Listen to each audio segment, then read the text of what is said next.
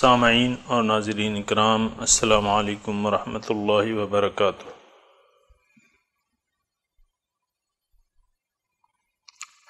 درس قرآن کے سلسلے میں حاضر ہیں۔ سورہ بقرہ کی آیت نمبر 139 سے شروع کریں گے۔ اعوذ باللہ من الشیطان الرجیم، بسم اللہ الرحمن الرحیم۔ قل اتحاجوننا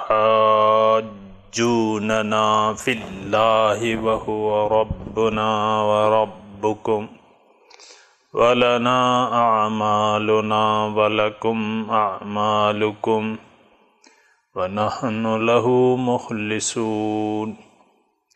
ام تقولون ان ابراہیم واسماعیل واسحاق ویعقوب والاسباط كانوا هودا او نصارا قل اانتم اعلم ام اللہ ومن اظلم ممن كتم شہادۃ عنده من اللہ وما اللہ بغافل عما تعملون۔ تلک امۃ قد خلت لها ما کسبت ولکم ما کسبتم ولا تسألون عما كانوا يعملون۔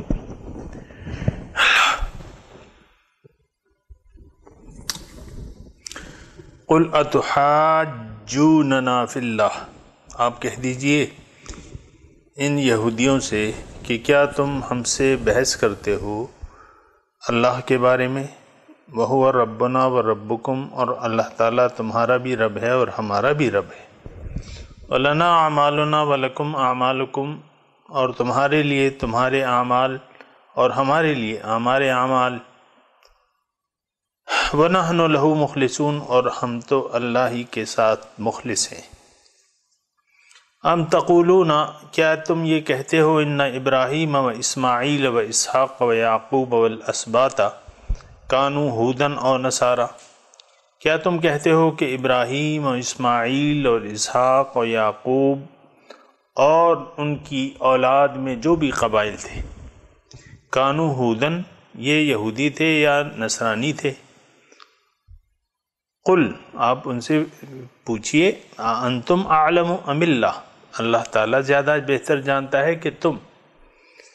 ومن اظلم، اور کون ہے زیادہ ظالم اس شخص سے جو چھپائے اللہ کی شہادت جو عندہ من اللہ، جو اللہ تعالیٰ کی طرف سے اس کے پاس موجود ہے۔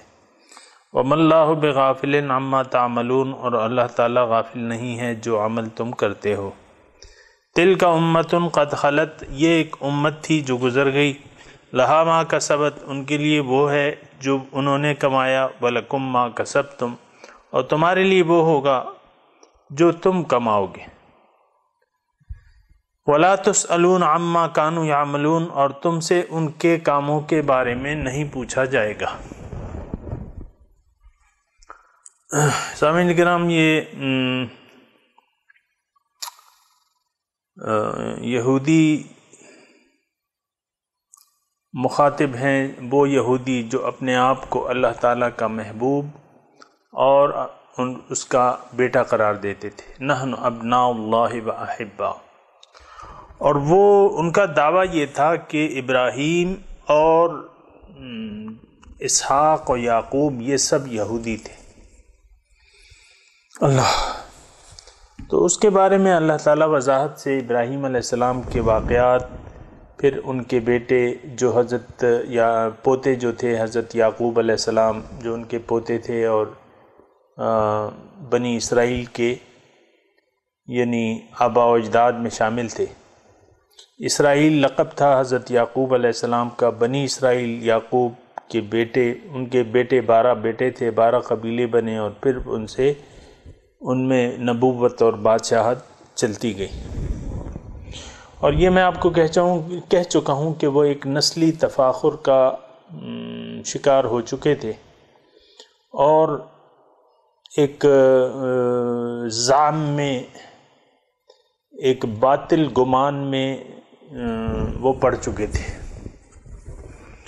جیسے کہ آج کا مسلمان، آج ہم مسلمان جو کہ زبانی دعوی ایمان کر کے مطمئن ہو جاتا ہے اور یہ سمجھتا ہے کہ میں جو کچھ بھی کروں آخر کار میرا ٹھکانہ جنت ہے، اور مسلمان کے علاوہ یہ کہتے ہیں کہ کوئی بھی جنت میں نہیں جائے گا۔ یہ ٹھیک ہے، مسلمان کے علاوہ کوئی بھی نہیں جائے گا، لیکن صرف وہ زبانی کلمہ پڑھنے والا، اس کے بارے میں اللہ تعالیٰ نے کوئی گارنٹی کہیں بھی نہیں دی۔ تو یہ ضرور ذہن میں رکھنا چاہیے کہ اللہ تعالیٰ نے جہاں بھی ایمان کا تذکرہ کیا ہے، ایمان کو عمل کے ساتھ مشروط رکھا ہے۔ سامعین کرام، کل کا سبق جو گزشتہ ہم نے پڑھا تھا وہ بہت اہم سبق تھا، اور اس میں یہ تھا کہ اللہ کے رنگ میں رنگ جاؤ، اور اللہ سے سب سے بہتر رنگ جو ہے اللہ تعالیٰ کا ہے۔ اس کے بارے میں ہم جتنی بھی بات کریں وہ کم ہے۔ ایک نقطہ جو تھا وہ اس میں رہ گیا تھا، تو آج میں مناسب سمجھتا ہوں کہ اس کے بارے میں تھوڑی سی بات کریں۔ صبغۃ اللہ، اللہ کا رنگ،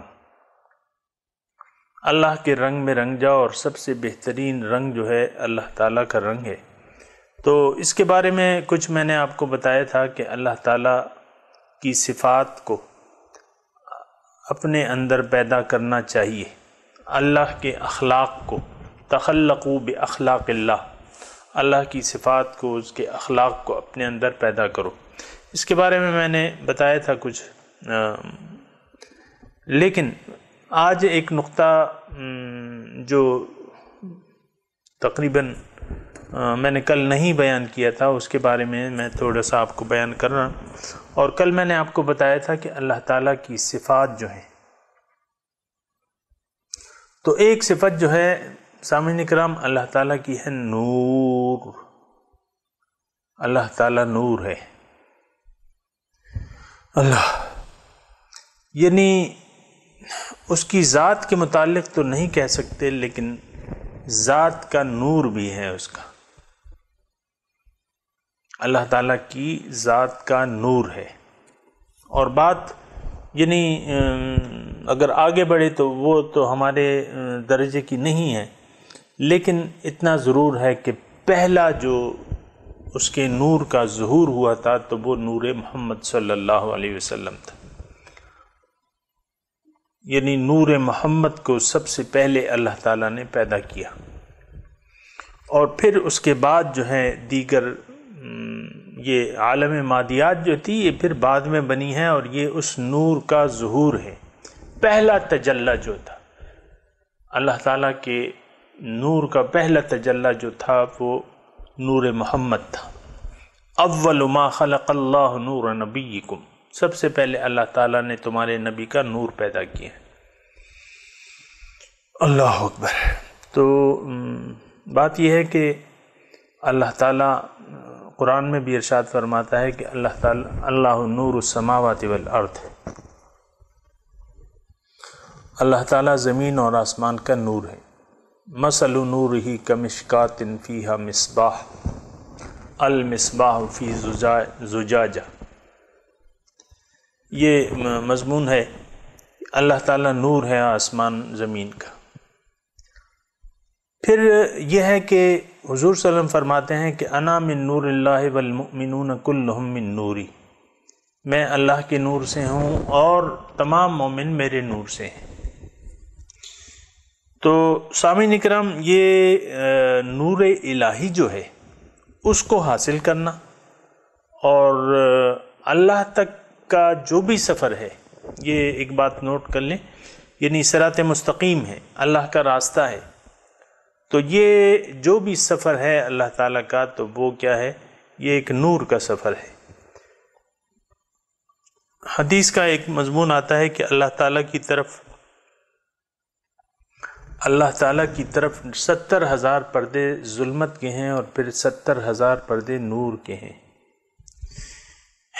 تو مختصر طور پہ میں بات کو یعنی آپ کے سامنے الجھانا نہیں چاہتا، میں صرف یہ کہہ رہا ہوں کہ اللہ تعالیٰ نور ہے، اور وہ نور تک رسائی حاصل کرنا، اس ذات باری تعالی تک رسائی حاصل کرنا انسان کا مقصد تخلیق ہے کہ اللہ تعالیٰ کے نور میں واصل باللہ ہو جائے، حق کے ساتھ مل جائے۔ قرب اسے ہی کہتے ہیں، قرب الہی۔ تو جب انسان قرب الہی کو اپنی منزل بنا لیتا ہے تو اس کا مطلب یہ ہے کہ اس کو اب نور کے راستے پر چلنا ہوگا، اندھیروں سے جان چھڑانی ہوگی۔ انسان سامعین کرام یعنی ابتدائی حالت میں جو ہے وہ ظلمات میں ہوتا ہے۔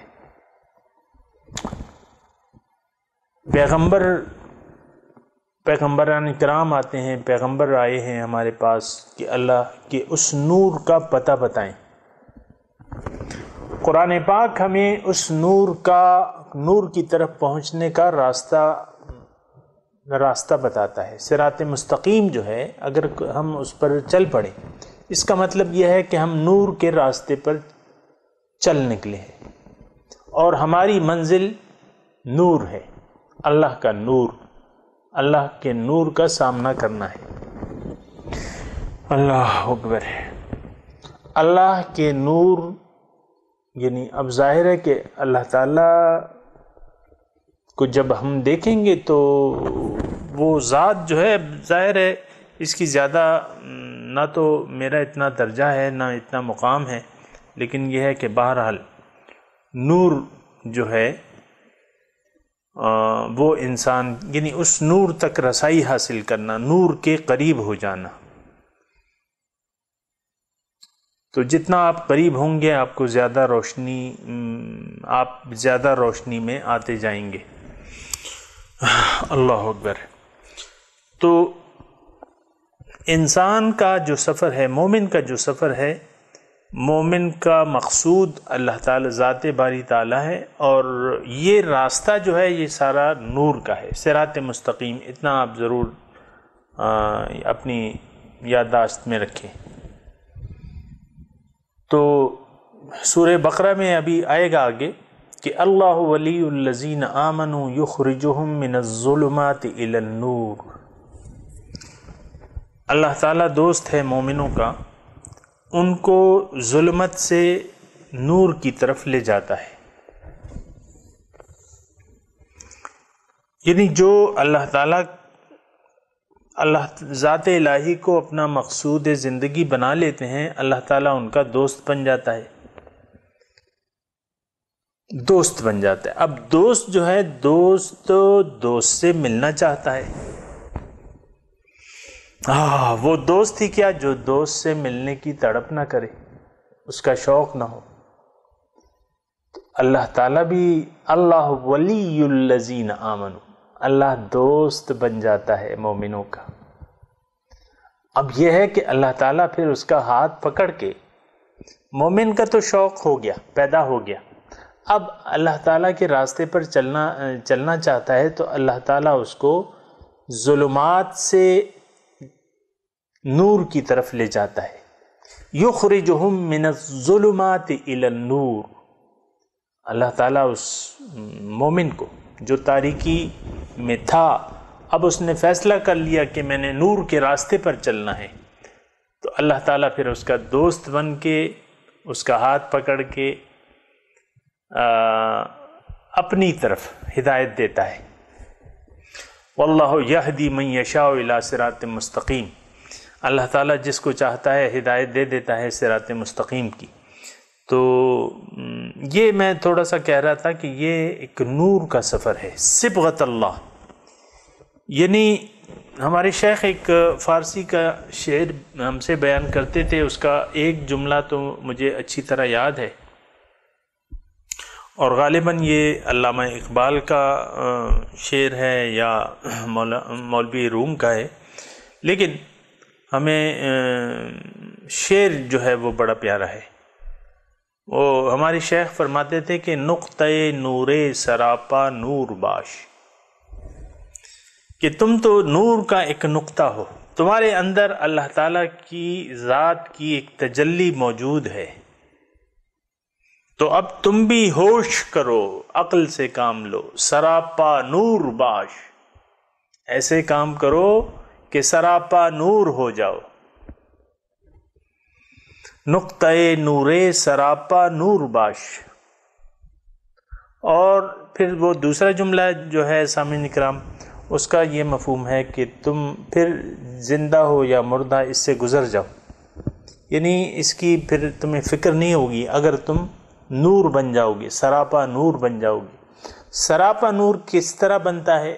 وہ کوئی ایسا مشکل کام نہیں ہے، صرف آپ کو صراط مستقیم کی طرف چلنا ہوگا، اللہ کے راستے پر چلنا ہوگا، تو اللہ تعالیٰ بذریعہ پیغمبر یا بذریعہ نائب رسول آپ کو لے جائے گا نور کی طرف۔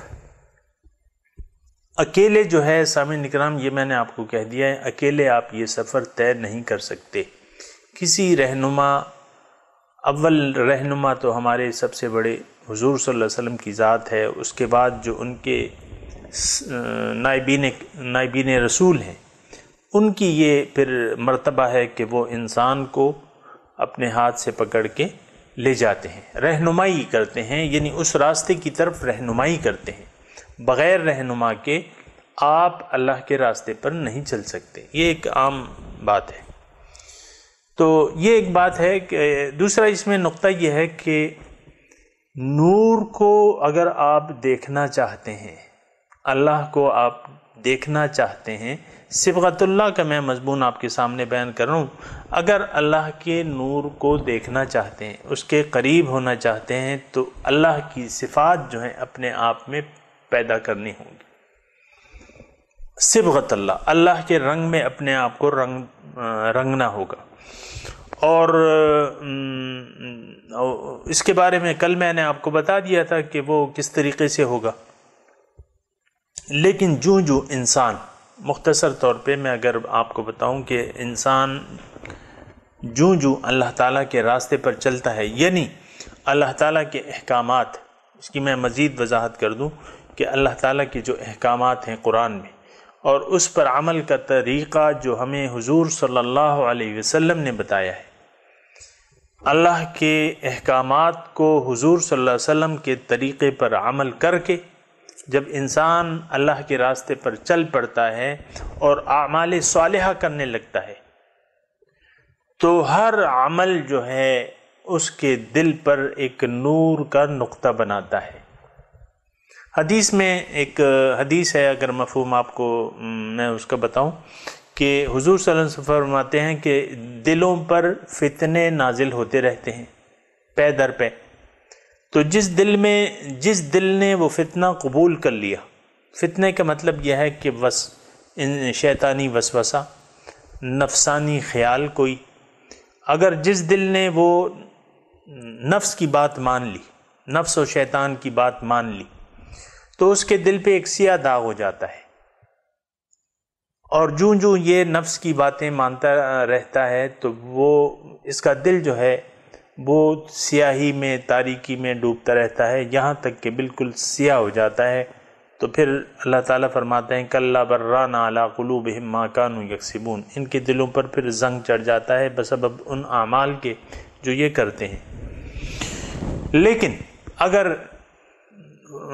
حضور فرماتے ہیں اس حدیث میں کہ جس دل نے وہ فتنہ قبول کرنے سے انکار کر دیا، نفس کی بات نہیں مانی، نفس کے کہنے پر نہیں چلا، شیطان کے وسوسے پر اس نے عمل نہیں کیا، تو اور اللہ کے حکم اور رسول کا طریقہ اپنا لیا، تو پھر کیا ہے، نُقِطَتْ نُقْطَةً بَيْضَاء، اس کے دل پر ایک سفید نقطہ پڑ جاتا ہے، اور جو یہ اعمال صالحہ کرتا رہتا ہے، شیطانی اور نفسانی وسواس کو اس سے انکار کرتا رہتا ہے، تو دل پہ سفید در سفید نقطے پڑتے رہتے ہیں، یہاں تک کہ وہ براق بن جاتا ہے۔ سامعین کرام، اعمال سے نور بنتا ہے۔ اللہ تعالیٰ قرآن مجید میں ایک جگہ ارشاد فرماتے ہیں کہ الیہ یصعد الکلم الطیب والعمل الصالح یرفعہ، الیہ یصعد، اس کی طرف چڑھتی ہے، کلم الطیب، پاک کلمہ جو ہے اللہ کی طرف پرواز کرتا ہے، والعمل الصالح یرفعہ، اور صالح عمل جو ہے اس کو اوپر اٹھاتا ہے۔ یعنی صالح، آپ نے ایک پاک بات کہی، کوئی بھی نیک بات، پھر اس پر عمل کیا تو یہ اللہ تعالیٰ کی طرف جاتا ہے اور نور، اس سے نور بنتا ہے، اچھی باتوں سے، اچھے اعمال سے نور بنتا ہے۔ تو سامعین کرام، بات مشکل نہیں ہے، یعنی سراپا، وہ جو میں نے آپ کو شعر کہا تھا نا کہ نقطۂ نور سراپا نور باش، تم تو نور کا ایک نقطہ ہو اور سراپا نور بن جاؤ۔ تو سراپا نور کیسے بنو گے؟ کہ حق تعالیٰ کے راستے پر، صراط مستقیم پر تم چلو گے، اللہ کے بتائے ہوئے طریقے اور حضور صلی اللہ علیہ وسلم کے سنتوں پر عمل کر کے تم جب زندگی گزارو گے تو تمہارے تمام اعمال سے نور بنتا جائے گا۔ سامعین اکرام، پھر اس میں یہ تخصیص نہیں ہوتی کہ کون سے کام سے نور بنتا ہے، کون سے کام سے نور نہیں بنتا۔ ہر کام سے پھر نور، اگر للہیت آ جائے آپ کے کاموں میں، اگر آپ کا عقیدہ اور مقصود صحیح ہو جائے تو آپ جو بھی زندگی گزاریں گے، زندگی کا کوئی بھی فعل کریں گے، اس سے نور بنے گا، اس سے نور بنے گا۔ آپ رزق حلال کما رہے ہیں، اور دیکھیں اصل جو چیز کیا ہے، اصل جو چیز ہے وہ عقیدہ ہے، زندگی کی نیت ہے۔ ہمارا المیہ یہ ہے کہ ہم نے زندگی گزارنے کی کوئی نیت نہیں کی بھی، اور اگر نیتیں کی بھی ہیں تو وہ باطل ہیں، دنیا کے لیے زندگی گزار رہے ہیں، دنیا اور ما فیہا کے لیے زندگی گزار رہے ہیں، تو یہ بات جو ہے یہ تو صحیح نہیں ہے، اس کو نوٹ کر لیں۔ بغیر مقصد کے زندگی گزار رہے ہیں، مقصود ہے لیکن وہ ظاہر ہے، یہ نہیں ہونا چاہیے، اس کا انجام بہت خراب ہے، دنیا میں بھی آخرت میں بھی، یہ بات نوٹ کر لیں آپ۔ لیکن اگر اللہ کو آپ نے اپنا مقصود بنا لیا اور ہر کام اللہ کے لیے کیا تو آپ نے اپنے ایمان کو کامل کر لیا۔ حضور صلی اللہ علیہ وسلم کی ایک اور پیاری سی بات ہے، وہ فرماتے ہیں کہ من احب للہ وابغض للہ واعطى للہ ومنع للہ فقد استکمل الایمان۔ جس نے اللہ کے لیے لوگوں سے محبت رکھی اور اللہ کے لیے لوگوں سے بغض اختیار کیا، اللہ کی رضا کی خاطر اس نے دیا، کسی کو مال دیا، دولت دی، خرچ کیا، اور اللہ کی رضا کے لیے کسی سے منع کر لیا، تو اس نے اپنے ایمان کو کامل کر لیا۔ اس حدیث کا مفہوم یہ ہے، یعنی تشریح اگر ہم تھوڑی سی کریں، ہر کام میں اس کے للہیت آ گئی۔ یہ تعلیم حاصل کر رہا ہے، یہ نوکری کی تلاش میں ہے، یہ رزق حلال کے لیے کوئی کاروبار شروع کر رہا ہے، یہ اپنی امت محمدیہ کو بڑھانے کے لیے ایک خوبصورت بیوی سے شادی کر رہا ہے، یہ بچے پیدا کر رہا ہے، بچوں کی تعلیم، ان کی تربیت اللہ کی رضا کے مطابق کر رہا ہے، ان تمام کاموں سے نور بن رہا ہے۔ اچھے کھانے کھا رہا ہے تاکہ جسم میں قوت آئے، تاکہ عبادت کے لیے یہ یعنی اس کے جسم میں کمزوری نہ آئے۔ کھانا کھانا بھی عبادت بن گیا، اس سے بھی نور بن رہا ہے۔ اچھے کھانے کھا رہا ہے، غرض کیا ہے کہ میں یعنی کوئی اچھی غذا پہنچے تاکہ میرا جسم کمزور نہ ہو۔ تمام کاموں میں سامعین کرام للہیت جب انسان کی آ جاتی ہے تو ہر کام سے پھر یہ جو ہے، ہر کام جو ہے چونکہ للہ فی اللہ ہے تو اس میں نور، ہر کام سے نور بننا شروع ہو جاتا ہے۔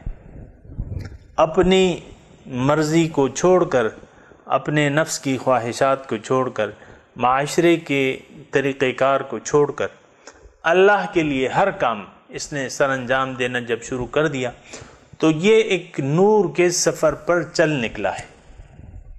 اور ہر کام سے، سامعین کرام میں دوبارہ کہہ رہا ہوں، ہر کام سے، عورت ہے، لڑکی ہے، شادی کر لیتی ہے، بچے پیدا کرتی ہے، اس کی ایک خاص نظر ہوتا ہے، ایک خاص نظریہ ہوتا ہے۔ حضرت مریم علیہ السلام کی امی نے نظر مان لی۔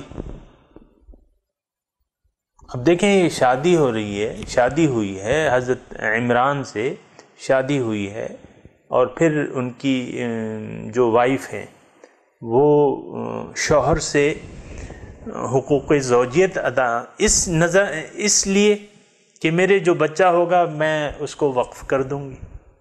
انی نذرت لک ما فی بطنی محررا فتقبل منی فتقبلها ربها بقبول حسن، اللہ نے قبول کر لی۔ تو دیکھیں حقوق زوجیت آپ ادا کر رہے ہیں، اس میں آپ کی نیت ہے اللہ کے لیے کہ میں، یعنی اس کے علاوہ یہ بھی ہو سکتا ہے کہ آپ یعنی گناہ سے بچ جائیں، دیگر یعنی اس کو گناہ سے بچ جائیں، ظاہر ہے کہ یہ بھی ایک بہت، پھر سکون جو ہے، سکون اطمینان، یہ بھی ایک مقصود ہو سکتا ہے حقوق زوجیت ادا کرنے کا۔ لیسکن الیہا، یہ اللہ تعالیٰ نے مقصود بیان کیا ہے شادی کا، تاکہ وہ سکون دے، زوجین آپس میں پرسکون زندگی گزاریں۔ تو بہرحال مقصد یہ ہے کہ ہر کام میں سامعین کرام جب للہیت آ جاتی ہے تو آپ یقین کریں کہ ہر کام سے نور بننا شروع ہو جاتا ہے۔ تو پھر آپ کو جو میں نے شعر کا ایک مصرع پڑھ کے سنایا ہے کہ نقطۂ نور سراپا نور باش، تم تو نور کا ایک نقطہ ہو، سراپا نور بن جاؤ۔ اور پھر ایسا ہوتا ہے سامعین کرام، یہ یعنی بعض ذہنوں میں پھر یہ آتا ہے یار ہمیں تو پتہ نہیں چل رہا کہ کیا ہو رہا ہے کیا نہیں ہو رہا۔ یہ تمہارا کام نہیں ہے، کیونکہ ہم جس عالم میں رہ رہے ہیں وہ عالم روحانیت نہیں ہے، اس میں تم نے کام کرنا ہے، بس جو کام کرنا ہے حکم کے مطابق کرنا ہے، اللہ کے لیے کرنا ہے، للہ کرنا ہے، فی اللہ کرنا ہے۔ اس کے بعد جو ہے نتیجہ، اب یہ آپ ضروری نہیں ہے کہ آپ اپنی روحانی کیفیت کو دیکھیں، نہیں، یہ ضروری نہیں ہے۔ یعنی بعض وقت اللہ تعالیٰ کی مرضی ہوتی ہے، یہ پھر بعض طبیعتیں ہوتی ہیں، اللہ تعالیٰ بعض کو دکھا دیتا ہے، بعض کو نہیں دکھاتا، لیکن اس سے کوئی فرق نہیں پڑتا۔ آپ کو میں یہ بتاؤں، ہمارا اور آپ کا نظریہ کیا ہونا چاہیے کہ میں نے ہر کام اللہ کی رضا کے لیے انجام دینا ہے، بس۔ اس کے علاوہ جزا اور نتائج، اس سے آپ اس دنیا میں بے فکر رہیں، آپ اپنا کام کر لیں، جو کام بتایا جا رہا ہے وہ آپ اپنا کام کر لیں، نتائج کی فکر نہ کریں، نتیجہ جو ہے وہ اللہ پہ چھوڑ دیں۔ وَأُفَوِّضُ أَمْرِي إِلَى اللَّهِ، میں اپنے تمام کام اللہ کے سپرد کرتا ہوں۔ ان اللہ بصیر بالعباد، اللہ تعالیٰ اپنے بندوں پر کے تمام حالات کو جانتا ہے، اس کو دیکھ رہا ہے۔ تو سامعین کرام، یہ ایک بات تھی جو صبغۃ اللہ کے سلسلے میں میں کہنا چاہ رہا تھا، کہ یعنی خلاصہ اس بات چیت کا یہ ہوا کہ نور، آپ نے نور بننا ہے مادیات کی طرف۔ یہ ایک بات نوٹ کر لیں، آپ اگر مادیات کو آپ نے اپنا مقصود بنا لیا، یہ سارے اندھیرے ہیں۔ اللہ اکبر۔ سامعین کرام، عقیدے کی بھی بات ہوتی ہے کہ آپ زندگی کیوں گزار رہے ہیں، آپ کا مقصود کیا ہے۔ اللہ کو چھوڑ کر اگر آپ نے ظاہر دنیا کی زندگی کو، اس کے عیش و آرام کو اپنا مقصود بنا لیا، جو کام آپ کریں گے، جو نیک کام بھی آپ کریں گے، اس سے اندھیرا بنے گا۔ یہ بات نوٹ کر لیں آپ۔ اصل جو چیز ہے وہ عقیدہ ہے، اصل جو چیز ہے وہ یقین ہے۔ آپ کا یقین اگر دنیا پر ہے تو کوئی بھلائی آپ کے کام نہیں دے گی، کیونکہ انما الاعمال بالنیات، اعمال کا دار و مدار تو نیت پر۔ نیت تو آپ میں نیت آپ کی للہیت کی ہے ہی نہیں. آپ کا تو اب سارا کام جو ہے، سارے کام، نیت آپ کی ہو گئی دنیا. اللہ یعنی اللہ آپ کے مقصد سے ہٹ گیا اور دنیا آپ کا مقصود بن گئی. اب یہ ریاکاری ہو گئی. سارے کام جو آپ کر رہے ہیں نا، یہ ریاکاری میں پھر آ گئے. ریاکاری سامعین کرام کسے کہتے ہیں پتہ ہے آپ کو؟ ریاکاری کہتے ہیں جو کام بھی اللہ کی رضا کے لیے نہ کیا جائے، اور اس کے علاوہ جو کام اللہ کی رضا کے لیے، یہ اخلاص ہے. اور جو کام اللہ کی رضا کے لیے نہ کیا جائے، وہ تو پھر آپ دکھاوا ہے، دکھاوا ہے. بس یہ دکھاوا کیا؟ ریاکاری ہے. تو پھر سامعین کرام حدیث کے الفاظ حضور صلی اللہ علیہ وسلم کے، من صلی یرائی فقد اشرک، جس نے نماز پڑھی ریاکاری کے لیے، یعنی للہیت نہیں ہے اس میں، فقد اشرک، اس نے شرک کیا. من صام یرائی فقد اشرک، جس نے روزہ رکھا دکھلاوے کے لیے، للہیت نہیں ہے اس میں، فقد اشرک، تو اس نے شرک کیا. من تصدق یرائی فقد اشرک، جس نے صدقہ دیا دکھاوے کے لیے، فقد اشرک، اس نے شرک کیا. اور اسی کے بارے میں سورہ معون کا وہ مضمون بھی آپ کے ذہن میں ہونا چاہیے. فویل للمصلی، تباہی ہے، ہلاکت ہے. ویل ایک ایسا گھڑا ہے دوزخ میں جس سے دوزخ 70 مرتبہ روز پناہ مانگتی ہے. اتنا خطرناک گھڑا ہے. اللہ اکبر. تو فویل للمصلی ہم عن صلاتہم ساہون، جو اپنے نماز سے غفلت اختیار کیے ہوئے ہیں، نماز کے مقصدی سے غافل ہیں. الذین ہم یراؤون، اب یہ ہے اس میں للہیت نہیں ہے، تو اب کیا ہے؟ باقی تو ریاکاری رہ گی. الذین ہم یراؤون. تو بات یہ ہے سامعین کرام کہ صبغۃ اللہ میں یہ مضمون مجھ سے رہ گیا تھا، تو میں نے چاہا کہ اس کے بارے میں 2-4 باتیں آپ کی گوش گزار کر دوں. اور آج کا جو سبق ہے، قل اتحاجوننا فی اللہ وہو ربنا وربکم، لفظی ترجمہ میں نے آپ کو بتایا. اس آیت میں تقریباً یعنی یہود سے جان چھڑائی جا رہی ہے. یعنی اللہ تعالیٰ مسلمانوں سے کہتا ہے کہ تم یہ بات کہہ دو ان کو، اتحاجوننا فی اللہ، کہ اللہ کے بارے میں تم ہم سے بحث کرتے ہو. اتحاجوننا، حجت بازی کرتے ہو، جھگڑا کرتے ہو اور بحث مباحثہ کرتے ہو اللہ کے بارے میں. وَهُوَ رَبُّنَا وَرَبُّكُمْ، حالانکہ وہ تمہارا بھی رب ہے اور ہمارا بھی رب ہے. وَلَنَا أَعْمَالُنَا وَلَكُمْ أَعْمَالُكُمْ، یعنی تمہارا بھی رب ہے وہ اور ہمارا بھی رب ہے. تو اس کے بارے میں جب تمہارا ہمارا رب ایک ہے، تو اب رب کے بارے میں کیا جھگڑا ہے؟ اللہ اللہ اللہ. بات یہ ہے کہ سامعین اکرام، یعنی یہود نے اپنے جو پیشوایان دین تھے ان کو اپنا رب بنا لیا تھا اللہ تعالیٰ کو چھوڑ کے. اور یہ مضمون قرآن پاک میں بھی بیان ہوا ہے، اتخذوا احبارہم ورہبانہم اربابا من دون اللہ، انہوں نے بنا لیے ہیں اپنے علماء اور اپنے مشائخ کو رب بنا لیا ہے اللہ کو چھوڑ کے. تو ایک صحابی تھے حضرت عدی بن حاتم طائی، حاتم طائی کے بیٹے تھے عدی. تو انہوں نے حضور، وہ یہودی تھے پہلے، مسلمان ہو گئے تھے، تو انہوں نے حضور صلی اللہ علیہ وسلم سے پوچھا کہ حضور، قرآن میں یہ بات کہی گئی ہے کہ انہوں نے اپنے جو علماء ہیں یا مشائخ ہیں، پیران کرام ہیں، تو ان کو اللہ کو چھوڑ کے رب بنا لیا ہے.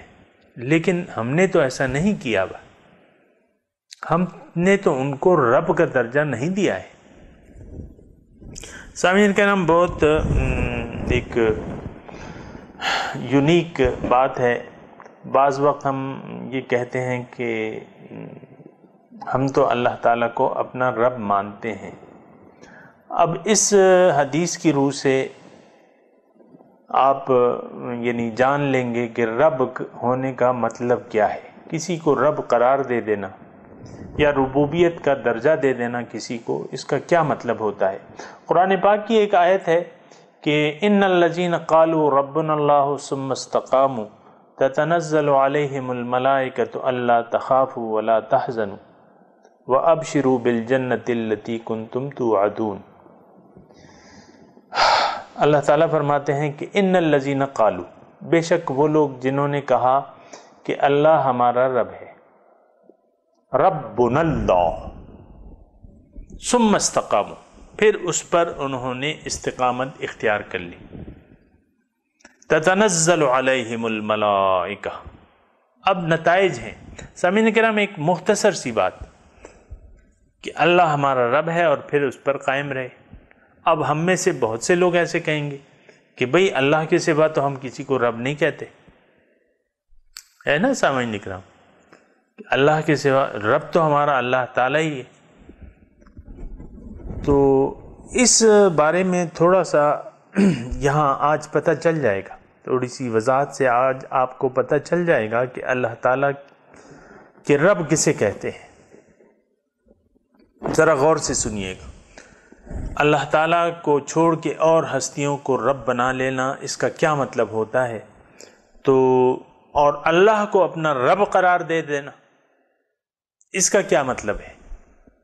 تو جب وہ اس حضرت عدی رضی اللہ تعالیٰ عنہ نے پوچھا حضور صلی اللہ علیہ وسلم سے کہ ہم نے تو ایسا نہیں کیا ہوا اور قرآن میں ایسا لکھا ہوا ہے. تو انہوں نے کہا کہ دیکھو، حضور صلی اللہ علیہ وسلم نے کہا دیکھو کہ تمہیں تمہارے جو مشائخ ہیں یا علماء ہیں جو بات بھی دین کے متعلق کہہ دیں تو تم ان کو بلا چون و چرا مانتے ہو کہ نہیں مانتے؟ مانتے تھے کہ نہیں مانتے تھے؟ انہوں نے کہا ہاں حضور، ایسی بات تو ہے، ہم اس کو بلا چون و چرا مان لیتے تھے جو بات بھی کہیں، اور اس پر عمل کر لیتے تھے. تو حضور صلی اللہ علیہ وسلم نے ان کو کہا کہ دیکھو، یہی مطلب ہے کسی کو رب کا درجہ قرار دینا. اس کا مطلب یہ ہوتا ہے کہ اس کا آپ کہنا مان لیں بلا چون و چرا. جس کا بھی آپ نے کہنا مان لیا بلا چون و چرا، وہ آپ کا رب ہو گیا. معاشرے کا اگر آپ نے کہنا مان لیا اور اس کا خیال رکھا تو وہ معاشرہ آپ کا رب ہو گیا. نفس کا آپ نے کہنا مان لیا، نفس آپ کا رب ہو گیا. یعنی رب وہ ہستی جس کی آپ بات مان لیں. اور اللہ تعالیٰ کی سامعین کرام یہ سب سے بڑی جو صفت ہے ہمارے لیے، وہ یہ ہے کہ لا الہ الا اللہ، کوئی ایسی ہستی ہے ہی نہیں. ہمارا یہ عقیدہ ہے کہ کوئی ہستی اللہ کے سوا الوہیت کے قابل ہی نہیں ہے. اللہ تعالیٰ الہ واحد ہے. اللہ تعالیٰ خود کہتا ہے وَإِلَٰهُكُمْ إِلَٰهٌ وَاحِدٌ، تمہارا معبود ایک معبود ہے. اللہ اکبر. تو کسی کو رب بنا لینا، سامعین کرام مختصر سی بات ہے، اس کو نوٹ کر لیں. کسی کو رب کا درجہ دینا کیا ہے کہ آپ اس کی بات مان لیں، وہ آپ کا رب ہو گیا. اگر اللہ تعالیٰ کی آپ بات مان رہے ہیں، اللہ تعالیٰ کے احکامات پر عمل کر رہے ہیں، اللہ تعالیٰ آپ کا رب ہے. لیکن اللہ کو چھوڑ کے آپ کسی بھی ایرے غیرے نتو غیرے کی بات مان لیں. مثال کے طور پہ میں دیکھتا ہوں بعض جو ڈبہ پیر قسم کے ہوتے ہیں، وہ جو ان کے مریدین ہیں ان کے نقش قدم پر چلتے ہیں. اور خود آپ نے دیکھا ہوگا، سنا ہوگا کہ بعض چرسی پیر وہ ہوتے ہیں، وہ باقاعدہ نشے کی عادت ہوتی ہے، ان کے مرید بھی بس وہ نشے کی لت میں ہوتے ہیں. یعنی ایک مثال کے طور پہ میں بات کر رہا ہوں. پھر بعض پیران کرام کو میں نے دیکھا ہے کہ وہ سنت کے مطابق نہیں ہوتی، ان کی جو کیفیت ہوتی ہے، جو حالت ہوتی ہے.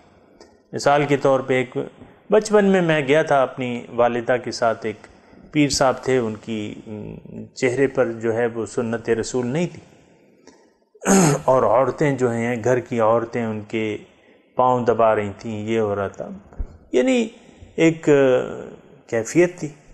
اس وقت تو میں بچہ تھا، اور لیکن ابھی تک مجھے وہ یاد ہے وہ، اور ایسے کم نہیں ہیں ایسے لوگ جو گدی نشین کہلاتے ہیں سامعین اکرام۔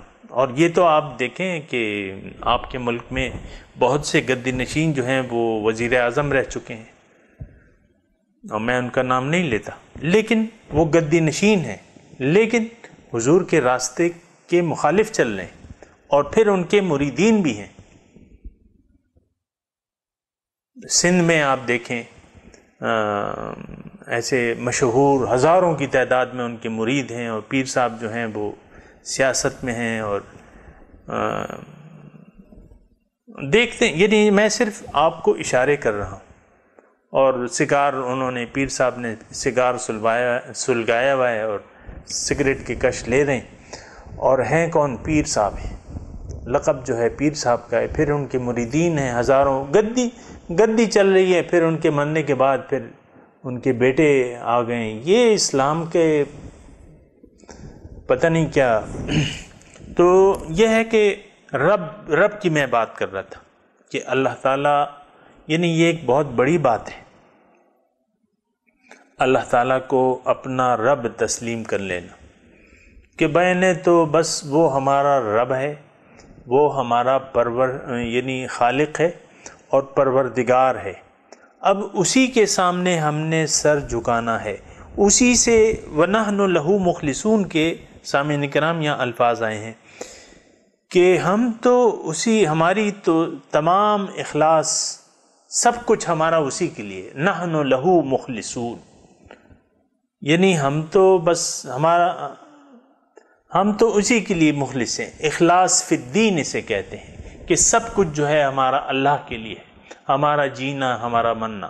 ان صلاتی و نسکی و محیای و مماتی للہ رب العالمین، میرا جینا، میرا مرنا، میری تمام مراسم عبودیت، میری تمام نمازیں اللہ کے لیے ہیں، للہ رب العالمین لا شریک لہ، اس کا کوئی شریک نہیں۔ تو اخلاص فی الدین یعنی اللہ کے ساتھ مخلص۔ ہم لوگ اللہ کے ساتھ مخلص نہیں ہیں، ہم مخلص ہیں۔ شوہر اپنی بیوی کے ساتھ مخلص ہے، بیوی اپنے شوہر کے ساتھ، باپ جو ہے اپنی اولاد کے ساتھ مخلص ہے، پھر اپنی دکان اور کاروبار کے ساتھ ہم لوگ مخلص ہیں، اور کتنا خیال رکھتے ہیں ہم اس کاروبار کا۔ جو بینک بیلنس ہے ہمارے ساتھ، اس کے ساتھ ہم مخلص ہیں، نہ کسی کو وہ بتاتے ہیں بینک بیلنس، اور نہ اللہ کی راہ میں خرچ کرتے ہیں اسے۔ تو ہمارے اخلاص تو پھر متفرق ہیں۔ ہم معاشرے کے ساتھ مخلص ہیں کہ معاشرہ جو کچھ کرے گا وہ ہم بھی کریں گے، جو نہیں کرے گا وہ ہم بھی نہیں کریں گے۔ معاشرے کے ساتھ ہمارا اخلاص ہے، اپنے دوستوں کے ساتھ اخلاص ہے کہ کوئی یعنی فضول کام ہمارے دوست ہمیں دعوت دیں گے، ہم اخلاص سے ان کے ساتھ چل پڑیں گے۔ اخلاص فی الدین ہونا چاہیے۔ الا للہ الدین الخالص فاعبد اللہ مخلصا لہ الدین، اللہ کی بندگی کرو اور دین یعنی طرز زندگی اسی کے لیے خالص کر لو۔ تو یہود جو تھے، شان نزول کے مطابق میں بات کر رہا ہوں، ان کا اخلاص نہیں تھا، ان کا اللہ کے ساتھ مخلص نہیں تھے۔ یعنی وہ تو بالکل ظاہر ہے کہ دیکھیں ان کی کتابوں میں حضور صلی اللہ علیہ وسلم کا تذکرہ موجود تھا، لیکن فلما جاءہم ما عرفوا کفروا بہ، جب آیا ان کے پاس وہ جو انہوں نے پہچان لیا تو اس سے انکار کر دیا، کفروا بہ۔ تو وہ تو اپنی نسل کے ساتھ مخلص ہیں، اپنی یہودیت کے ساتھ مخلص ہیں، اور مسلمان تو اللہ کے لیے، اللہ کے ساتھ مخلص ہے۔ بس اللہ تعالیٰ جو چاہے اس کے سامنے ہمارا سر جھکا ہوا ہے۔ سمعنا و اطعنا، اور یہودیوں کا کیا نعرہ تھا؟ وقالوا سمعنا وعصینا، ہم نے سنا لیکن ہم مانیں گے نہیں۔ اور سامعین کرام، یہ نعرہ آج ہمارا بھی بڑے افسوس کی بات ہے کہ یہ یہودیت کا جو نعرہ ہے وہ ہم نے قبول کر لیا ہے، سمعنا وعصینا، اور اس کے نتائج جو ہیں وہ اچھے نہیں ہیں۔ آج آپ کا ملک جو ہے مشکلات کی دلدل میں ہے، آج انسان دوزخ میں ہے۔ اس کی واحد وجہ یہ ہے کہ اللہ کے ساتھ اخلاص نہیں ہے۔ یہ ملک جو ہے یہ اسلام کے نام پر اللہ تعالیٰ نے آپ کو دیا تھا، اس ملک کا بننا محال تھا، ہمارے بڑے ہمیں کہتے ہیں جمہوریت کی حساب سے اس ملک کا بننا محال تھا، کیونکہ انگریز تو جان چھوڑا رہا تھا۔ اب پھر جو ہے ریفرینڈم ہونا تھا، ایک طرف مسلمان اور دو یعنی ہندو، مسلمان اقلیت میں تھے، حالانکہ مسلمانوں نے یہاں یعنی انگریزوں سے پہلے یہاں کون حکمران تھے، لیکن ان کا اخلاص فی الدین دیکھیں کہ ہندو اکثریت میں تھے، انہوں نے دین کے لیے کیا کام کیا؟ دین کے لیے کام تو ہمارے بزرگان دین نے کیا ہے، ہمارے بادشاہوں نے کیا کام کیا ہے؟ دین تو بزرگان دین نے پھیلایا ہے، اپنی محبت سے اللہ تعالیٰ کی طرف راغب کیا ہے لوگوں کو۔